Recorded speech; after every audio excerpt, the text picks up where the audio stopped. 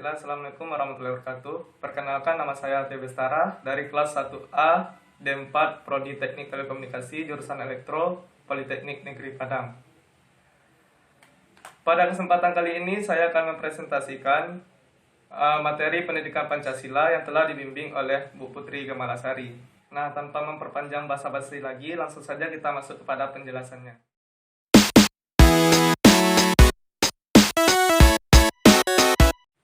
Oke, materi pertama kita adalah pengaplikasian nilai-nilai Pancasila untuk menghadapi COVID-19. Sebelum itu, kita harus tahu apa itu COVID-19. COVID-19 atau biasa kita sebut sebagai penyakit virus corona adalah penyakit jenis baru yang disebabkan oleh virus yang dapat mengganggu saluran pernapasan manusia. Penyebaran virus ini dapat melalui kontak langsung dengan orang yang sudah terinfeksi maupun lewat batuk dan bersinnya. Sebagai rakyat Indonesia, perlu yang namanya pengamalan dari nilai-nilai Pancasila untuk menghadapi COVID-19 ini. Oke, pada sila pertama, yaitu ketuhanan Yang Maha Esa. Semua anak bangsa Indonesia adalah masyarakat yang beragama, baik itu Islam, Kristen, Hindu, Buddha, Konghucu, dan agama lainnya. Semua masyarakat Indonesia mengakui Tuhan Yang Maha Esa. Dengan pengakuan adanya Tuhan Yang Maha Esa, tentu kita mengakui kebesarannya. Dan apabila kita menghadapi suatu masalah, selain kita berupaya melakukan usaha untuk mengatasinya, dengan kesadaran kita meminta pertolongan kepada Tuhan. Dengan kesadaran itu pula, marilah kita meminta pertolongan kepada Tuhan Yang Maha Esa melalui doa sesuai agama masing-masing, supaya virus corona atau COVID-19 ini dapat cepat teratasi dan tidak lagi menimbulkan dampak lainnya. Pada sila kedua, kemanusiaan yang adil dan beradab. Virus corona ini seakan adil dalam penyebarannya. Virus corona tidak melihat dari segi status sosial, strata pendidikan, ataupun agama yang dianut. Virus corona ini hanya menyerang manusia, tidak menyerang hewan ataupun tumbuhan. Walaupun menurut pakar kesehatan, virus ini berasal dari hewan. Semua manusia di belahan bumi dibuatnya kalang kabut. Bahkan negara superpower seperti Amerika pun dibuatnya tidak berkutik. Virus ini mengingatkan kita sebagai manusia yang mengaku beradab untuk berperilaku adil. Keadilan tentu letaknya di tangan penguasa. Penguasa yang bisa memberikan keadilan dan rasa adil terhadap masyarakatnya. Kita tak perlu saling mencari kesalahan, tidak menuding si A ataupun si B. Kita mesti meletakkan faktor keadilan pada kemanusiaan. Meskipun langit runtuh, keadilan tetap ditegakkan. Apabila keadilan sudah ditegakkan, maka keberadaan akan lahir dengan sendirinya sehingga bangsa Indonesia menjadi bangsa yang adil dan beradab. Selanjutnya pada sila ketiga, Persatuan Indonesia. Seluruh negara di dunia menghimbau dan mengajak untuk bersatu untuk melawan wabah virus corona. Presiden kita juga mengajak dan menginstruksikan kepada seluruh komponen bangsa untuk bersatu padu dalam melawan virus corona ini. Dengan persatuan kekuatan akan terbentuk, dengan persatuanlah beban kita terasa ringan. Kita telah memiliki azas itu. Dan bahkan sejarah telah membuktikan dengan persatuan kita dapat mengusir penjajah agar kita dapat merdeka. Rasanya virus ini dapat kita kalahkan dengan persatuan dari seluruh rakyat Indonesia. Selanjutnya pada sila keempat, kerakyatan yang dipimpin oleh hikmat kebijaksanaan dalam permusyawaratan perwakilan. Kepatuhan rakyat kepada pemimpin menjadi langkah baik untuk melawan virus ini. Perintah social distancing, lockdown, dan sebagainya adalah bentuk kepedulian pemerintah kepada rakyatnya. Langkah tersebut adalah langkah yang efektif dalam pemutusan rantai penularan virus ini. Partisipasi dan kepatuhan masyarakat adalah bagian dari perjuangan dalam melawan wabah ini. Pemerintah diharapkan bijaksana dalam menghadapi wabah ini, termasuk efek yang ditimbulkannya. Bisa dipastikan, masyarakat banyak yang kehilangan pendapatan, bahkan bisa menimbulkan kelaparan. Selanjutnya, pada sila kelima, keadilan sosial bagi seluruh rakyat Indonesia. Semestinya virus corona atau COVID-19 tidak perlu mengajarkan atau mengingatkan kita tentang keadilan, apalagi keadilan sosial, kalau kita tidak lupa pada Pancasila yang sudah kita sepakati sebagai azas negara. Pelaksanaan sila kelima ini sangat dibutuhkan dalam menghadapi wabah ini. Jangan menonjolkan peran dalam menghadapi virus ini, baik secara status sosial maupun status lainnya. Situasi ini akan bisa kita hadapi dengan menimbulkan rasa yang sama sebagai anak bangsa. Menonjolkan perbedaan status akan menimbulkan ketimpangan dan menjadikan kita lemah. Tidak akan ada pemimpin kalau tidak ada rakyat. Tidak akan ada kelompok kaya kalau tidak ada kelompok miskin. Kebersamaan dalam situasi ini harus dilakukan. Pemimpin memperhatikan masyarakat dan masyarakat patuh dan mendukung pemimpinnya. Kelompok kaya dan kelompok miskin saling membantu dengan rasa saling mencintai sebagai saudara, sebangsa, setanah air. Dari pengaplikasian tersebut dapat kita ketahui bagaimana cara menghadapi virus corona atau COVID-19 ini. Yaitu yang pertama, secara teratur atau menyeluruh, bersihkan tangan kita menggunakan air dan sabun, ataupun juga bisa menggunakan cairan berbasis alkohol. Mencuci tangan dengan sabun dan air, ataupun dengan cairan berbasis alkohol, dapat membunuh virus ini yang jika ada pada tangan kita. Cara yang kedua, pertahankan jarak kita atau biasa disebut dengan physical distancing minimal 1 meter dengan orang yang bersin ataupun batuk. Ketika seorang bersin atau batuk, seketika mereka tuh mengeluarkan sedikit cairan dari hidung atau mulut mereka yang mungkin mengandung virus corona ini. Jika kita terlalu dekat, kita bisa menghirup tetesan air tersebut, termasuk virus corona, jika orang tersebut menderita virus corona.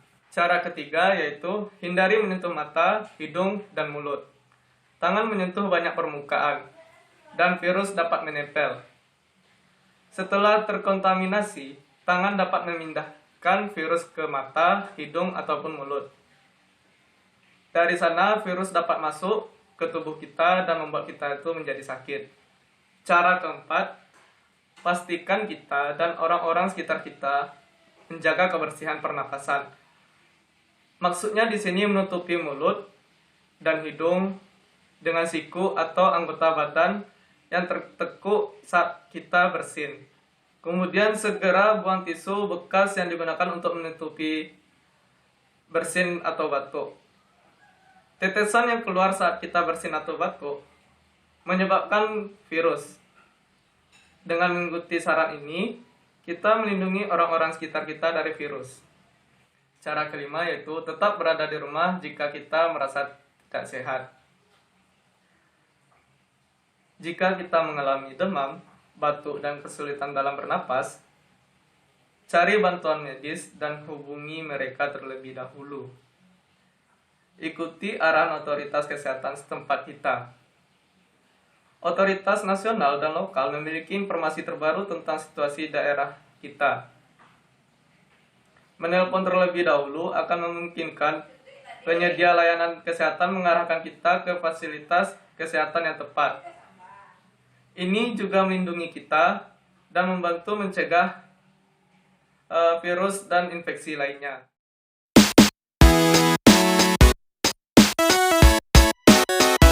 materi berikutnya yaitu pendidikan Pancasila, yaitu landasan Pancasila secara historis maupun kultural.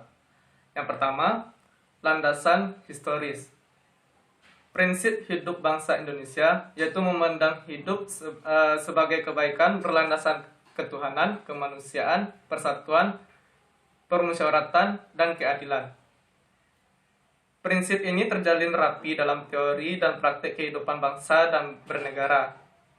Kemudian prinsip inilah yang dikukuhkan sebagai nilai fundamental menata pengelolaan kehidupan bersama. Inilah yang disebut dengan Pancasila atau 5 dasar peradaban.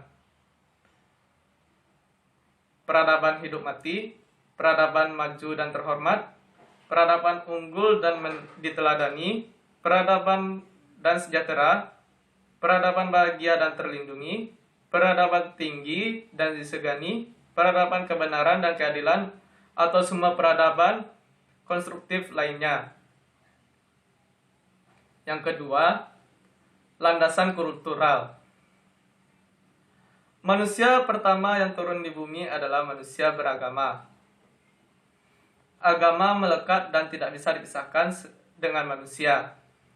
Kemudian agama diterjemahkan dalam nilai-nilai turunannya, yaitu saling mengenal, kerjasama, mengembangkan diri, dan masyarakat, khususnya taat dalam beragama. Nilai-nilai turunan tersebut menjadi kultur atau budaya dalam memperkuat agama dan ideologi negara, Pancasila. Kultur adalah anak kandung dari agama yang bertugas mengimplementasikan semua nilai-nilai agama agar masyarakat hidup berlandaskan agama. Kenapa? Karena manusia berhubungan sesama manusia melalui perantaraan kultur yang hidup di tengah-tengah mereka. Apalagi jika kultur yang dikembangkan bernapaskan agama, maka ia akan berjalan seiring dengan agama tersebut.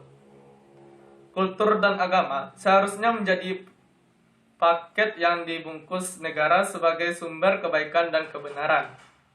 Selanjutnya kita membahas ideologi. Ideologi berasal dari 2 kata, yaitu ideo yang berarti gagasan dan logi berarti logika dan rasio. Jadi, ideologi adalah ilmu yang membahas tentang asal-usul dan hakikat ide atau gagasan. Secara bahasa, ideologi adalah sebuah pemikiran manusia, hukum, dan aturan yang ada dalam suatu negara yang digunakan pemerintah dalam menjalankan pemerintahannya sehingga dapat tercapai keadilan, kesetaraan, dan kesejahteraan masyarakat. Macam-macam ideologi di sini adalah ada ideologi liberalisme.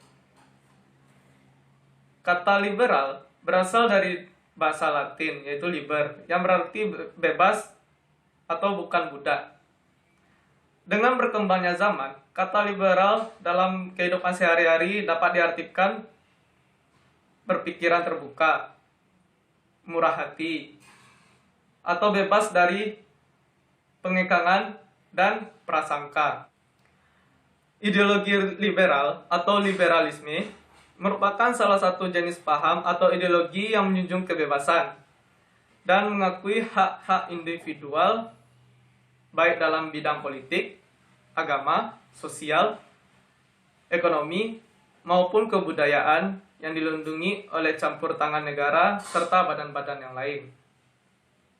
Paham ini memiliki pandangan bahwa manusia sebagai makhluk bebas serta rasional di mana dalam membentuk pemerintahan harus berdasarkan pada persetujuan masyarakat.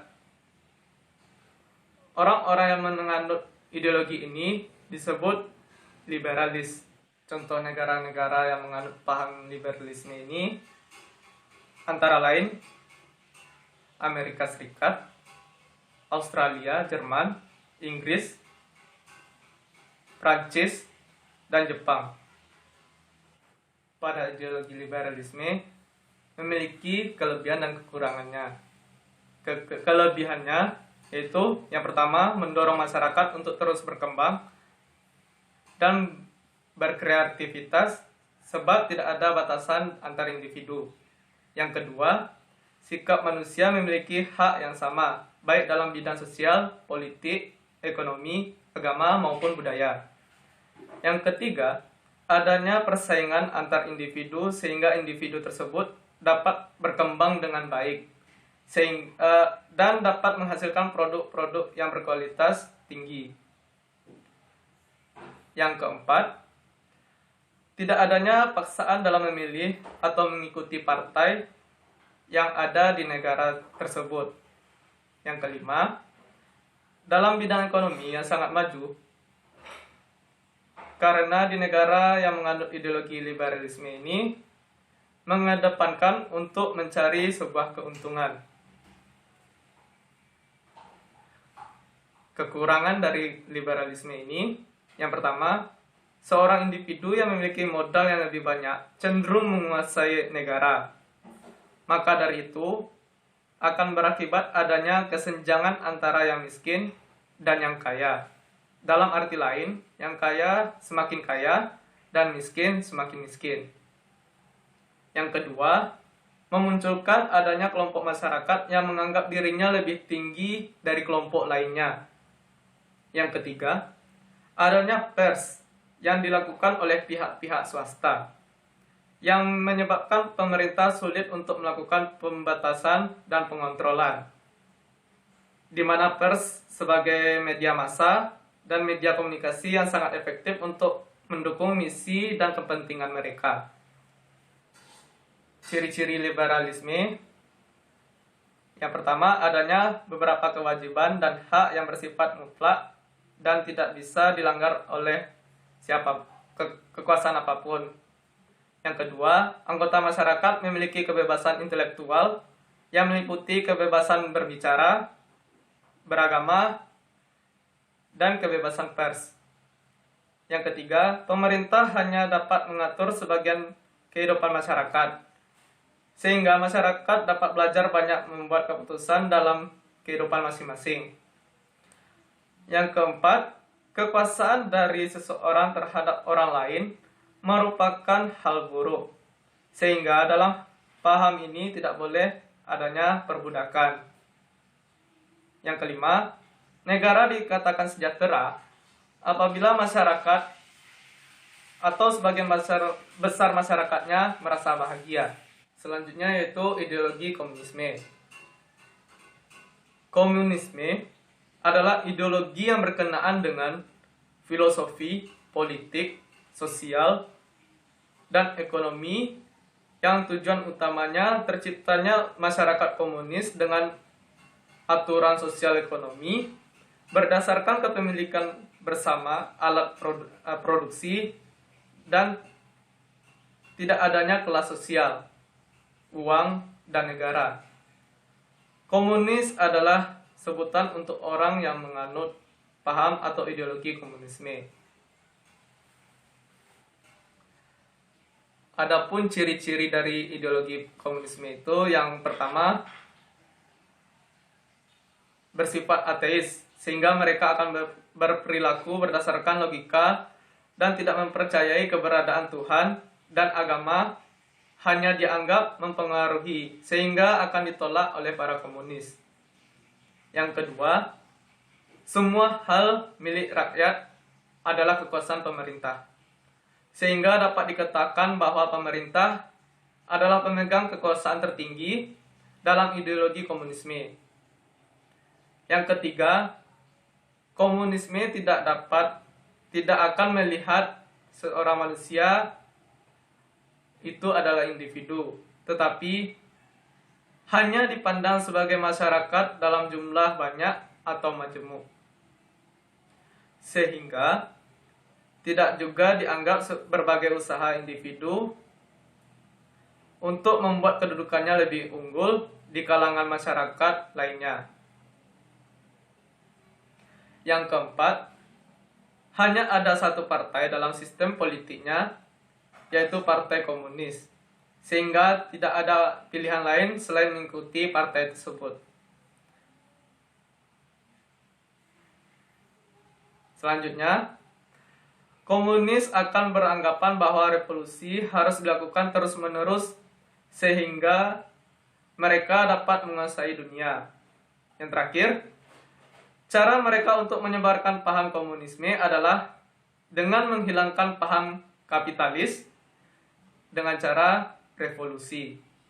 Dalam masa revolusi tersebut, maka pemerintah dan diktator akan sangat dibutuhkan untuk mencapai tujuan tersebut.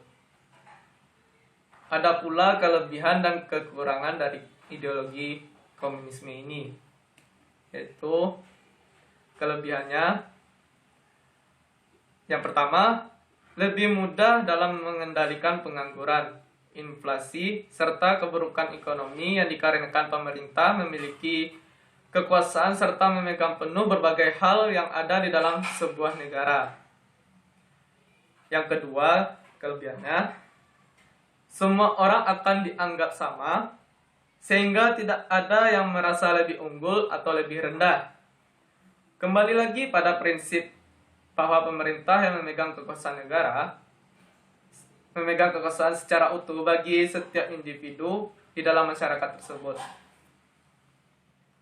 Kelebihan yang ketiga, jarang terjadi krisis karena perekonomian, juga diperhitungkan serta diatur dengan baik dari pusat, sehingga masyarakat hanya tinggal mengikuti. Kekurangan dari ideologi ini adalah monopoli yang dilakukan oleh pihak pemerintah tentunya akan merugikan masyarakat.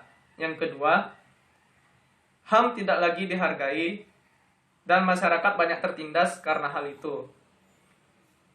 Yang ketiga, tidak ada kepercayaan terhadap Tuhan yang merupakan salah satu harapan pembawa komunisme pertama kali, yaitu Karl Marx. Contoh negara komunis ini, hingga tahun 2005, ternyata masih ada 5 negara komunis yang tersisa di dunia, yaitu Cina, Kuba, Korea Utara, Laos, dan Vietnam. Pada awalnya, pada masa pemerintahan Uni Soviet, negara komunis ini ditemukan di Eropa Timur, Asia, dan Afrika. Namun beberapa ahli menilai berbagai negara tersebut sudah tidak menganut paham komunis. Beberapa di antaranya ada yang sudah berubah total, ada juga yang mencampur ideologi komunisme dengan ideologi-ideologi lainnya. Ideologi berikutnya yaitu ideologi kapitalisme. Secara bahasa artinya adalah kepala, kehidupan, dan kesejahteraan. Namun secara bahasa, kapitalisme itu suatu paham atau ideologi di mana kepentingan pribadi berada di atas kepentingan umum atau masyarakat luas. Ciri-ciri dari ideologi ini antara lain yang pertama, pengakuan yang luas atas hak-hak pribadi. Yang kedua, pemilikan alat-alat produksi di tangan individu. Yang ketiga, individu bebas memilih pekerjaan atau usaha yang dipandang baik bagi dirinya. Yang keempat, perekonomian diatur oleh mekanisme pasar. Yang kelima, pasar berfungsi memberikan sinyal kepada produsen dan konsumen dalam bentuk harga-harga. Kelebihan dari kapitalisme itu sendiri yaitu yang pertama, lebih efisien memanfaatkan sumber daya dan distribusi barang. Yang kedua, kreativitas masyarakat menjadi lebih berkembang dan adanya kebebasan melakukan segala hal yang terbaik bagi dirinya. Kelebihan yang ketiga yaitu membentuk ekonomi di mana konsumen yang mengatur pasarnya. Adapun kekurangan dari kapitalisme, sebagian menganggap pesaing sengit yang dibawa oleh kapitalisme sebagai kelemahan utama. Yang kedua, tidak ada persaingan sempurna. Yang ada persaingan tidak sempurna dan persaingan monopolistik. Yang ketiga, profit dipandang menjadi tujuan bisnis dengan raksasa bisnis mengambil alih perusahaan-perusahaan kecil. Contoh negara-negara yang menganut ideologi ini adalah Inggris, Belanda, Spanyol, Portugis, Prancis, dan Australia. Berikutnya ada ideologi anarkisme. Ideologi anarkisme adalah sebuah pemahaman yang mana meyakini bahwa semua bentuk pemerintah dengan kekuasaan merupakan institusi yang mendorong penindasan kehidupan. Pemerintah dan instrumen harus dihancurkan atau dihilangkan. Ciri-ciri dari ideologi ini, yang pertama, menentang organisasi beserta sistem hierarkis. Dalam masyarakat dengan ideologi anarkis, sangat menentang keberadaan hierarkis. Keberadaan hierarkis hanya dapat menunjukkan adanya kasta yang sangat ditolak oleh orang-orang dengan pandangan anarkis. Oleh karena itu, masyarakat ini sangat menentang dalam organisasi secara inheren dan memiliki sifat hierarkis. Organisasi digantikan oleh peran komunitas itu sendiri untuk menyelesaikan semua masalah yang ada di tengah-tengahnya. Atas dasar ini, kita dapat menyimpulkan bahwa fase pembuatan kebijakan publik tidak dilaksanakan. Ciri-ciri yang kedua, pendidikan merupakan fungsi alamiah. Ciri-ciri ketiga, berpegangan pada pendapat bahwa negara berbahaya. Penjelasannya, bahwa suatu masyarakat dan ideologi dalam anarkis menganggap bahwa dalam negara adalah salah satu ancaman bagi kehidupan mereka. Dikarenakan dalam negara memiliki banyak kaitan dengan semua hierarki atau level mereka. Ciri-ciri keempat, sering menggunakan kekerasan. Ciri-ciri kelima, mengutamakan pengembangan masyarakat pendidikan. Ideologi ini berfokus pada pengembangan masyarakat pendidikan. Secara alami, perkembangan alami dalam adanya sebuah komunitas akan dicapai dengan mengembangkan suatu instruksi atau pelatihan dengan cepat sesuai dengan tujuan komunitas yang akan dikembangkan. Ada pula kelebihan dan kekurangan dari ideologi ini. Kelebihannya yaitu menjunjung tinggi atas kebebasan dan kebersamaan sebagai sebuah kerjasama yang saling membangun antara satu sama lainnya. Tapi sisi negatif atau kekurangannya adalah tanpa adanya peraturan yang mengekang masyarakat yang terus bebas bertindak dan berperilaku akan menimbulkan ketidakteraturan, kekerasan, keresahan, dan ketidaknyamanan dalam masyarakat. Sebab bisa saja kebebasan yang tidak terbatas itu pada satu individu menyebabkan kerugian atas individu lainnya. Contoh negara yang menganut ideologi ini yaitu Afghanistan, Rusia, Somalia, dan Irak. Ideologi yang kelima yaitu ideologi sosialisme.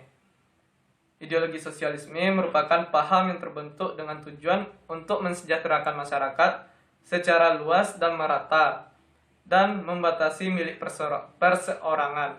Ada pula ciri-ciri dari ideologi sosialisme. Yang pertama, mementingkan kekuasaan dan kepentingan bersama di atas kepentingan pribadi. Yang kedua, tidak ada kesenjangan antara kelas kaya dan miskin, ataupun kelas majikan dan buruh, karena semuanya itu sama. Yang ketiga, mewujudkan masyarakat yang dapat bekerja secara bersama dan memiliki hak dan kewajiban yang sama. Yang keempat, hak milik pribadi atas alat-alat produksi mesin dilakui secara terbatas. Kelebihan dari sosialisme itu, rasa solidaritas, kebersamaan, gotong royong sangat tinggi antar rakyat. Yang kedua, adanya pemerataan sosial, sehingga tidak terjadi kesenjangan antara kaum budak dan majikan. Yang ketiga, dalam menyelesaikan setiap masalah dengan cara demokratis dan musyawarah. Yang keempat, selalu ada keinginan menciptakan masyarakat sosialis dengan kejernihan dan kejelasan argumen, bukan dengan cara-cara kekerasan dan revolusi. Kekurangan dari sosialisme ini, yang pertama, tidak selaras dengan kodrat manusia yang selalu ingin lebih dan tidak puas dalam melakukan sesuatu. Yang kedua, membatasi kreativitas dan pengembangan diri, karena paham ini mementingkan kebersamaan dan gotong royong, sehingga tidak ada waktu untuk setiap individu untuk berkembang. Yang ketiga, kekurangan yang ketiga, karena adanya solidaritas yang tinggi tersebut, terkadang hak asasi manusia diabaikan demi kepentingan bersama. Dari pembahasan tadi, langsung datang pernyataan, apakah Pancasila termasuk ideologi? Secara yuridis ketatanegaraan, Pancasila adalah dasar negara Republik Indonesia tahun 1945. Pancasila berasal dari sejarah yang tidak mudah dan singkat, sehingga akhirnya dijadikanlah Pancasila sebagai ideologi bangsa Indonesia. Pengertian Pancasila sebagai ideologi negara. Pancasila sebagai ideologi negara artinya seluruh warga negara Indonesia menjadikan Pancasila sebagai sistem kenegaraan. Nilai-nilai yang ada pada setiap butir Pancasila harus dijadikan sebagai pedoman dasar dalam kelangsungan kehidupan negara. Selain itu, Pancasila sebagai ideologi negara bermakna menjadikan Pancasila sebagai cita-cita atau visi. Hal ini tentunya berlaku untuk pemerintah dan seluruh warga negara. Pengertian ini juga ada di dalam TAP MPR nomor 18 tahun 1998, pasal 1 yang bunyinya, Pancasila sebagaimana dimaksud dalam pembukaan Undang-Undang Dasar 1945 adalah dasar negara dari Kesatuan Republik Indonesia. Harus dilaksanakan secara konsisten dan kehidupan bernegara. Fungsi Pancasila sebagai ideologi negara. Fungsinya yaitu untuk mengarahkan dan motivasi bangsa untuk mencapai cita-citanya. Yang kedua, sebagai kontrol sosial. Maksudnya di sini adalah Pancasila menjadi tolak ukur sejauh mana negara kita ini mencapai cita-citanya. Mungkin demikian penjelasan materi dari saya. Terlebih dan kurang, saya mohon maaf. Terima kasih telah menyaksikan video ini. Terima kasih banyak. Assalamualaikum warahmatullahi wabarakatuh.